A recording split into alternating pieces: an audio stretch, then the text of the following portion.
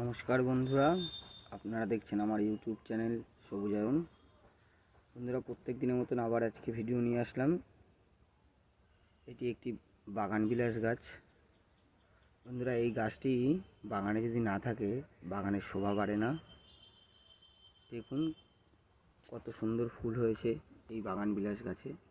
এর অনেকগুলো ভ্যারাইটি আছে আমার কাছে, আমি আপনাদের দেখাবো। বন্ধুরা দেখুন, এই একটা ভ্যারাইটি আমার কাছে আছে।